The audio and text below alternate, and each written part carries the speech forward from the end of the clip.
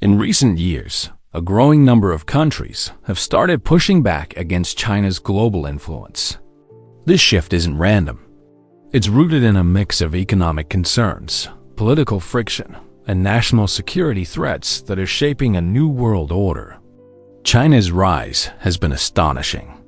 Its economy went from modest to massive, becoming the world's second largest. With that rise came power, and with power came influence.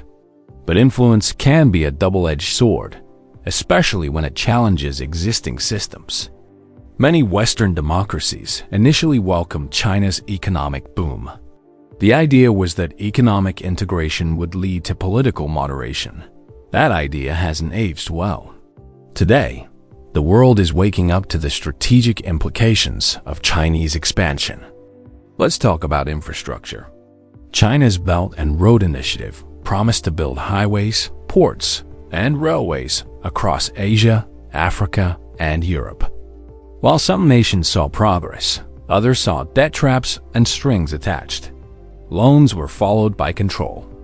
In Sri Lanka, China financed a major port. When the country couldn't repay its debt, it had to lease the port to China for 99 years. It was a warning to other nations. Be careful who you borrow from. Power through debt is still power. Then there's the digital front. China pushed to build global telecom infrastructure, but countries like the US, UK, and Australia blocked these efforts over fears of surveillance. What was once seen as progress is now viewed as a serious security threat. The South China Sea is another flashpoint.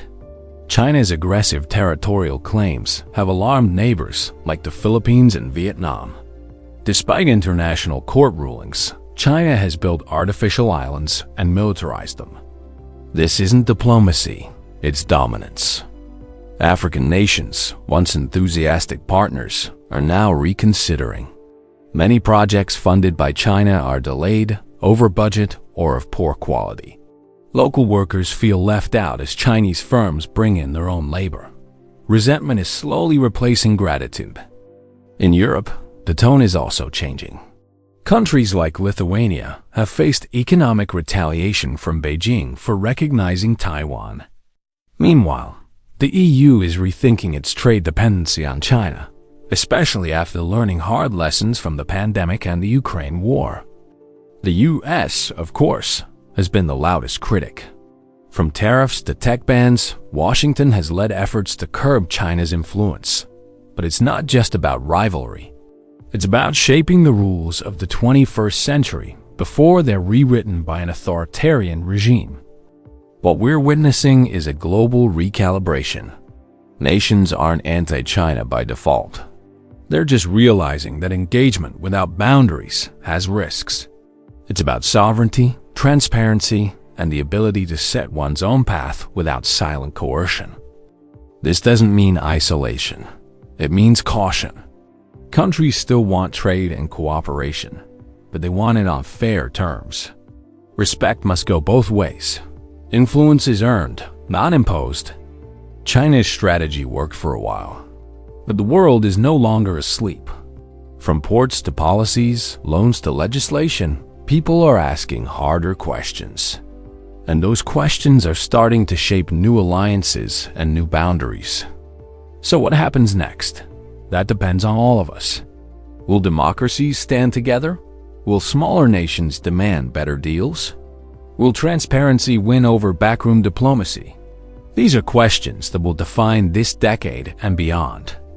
If you care about global justice, fair trade, and the right of every nation to chart its own future, this is the moment to stay informed and take action. That includes supporting independent journalism and research. Your donations help us bring untold stories to light, fund deep analysis, and resist disinformation. If you found value in this video, consider donating. Every contribution helps keep the conversation alive and the truth accessible. Thanks for watching. If you liked this video, share it, leave a comment, and hit that subscribe button. Together, we can build a more informed and empowered global community.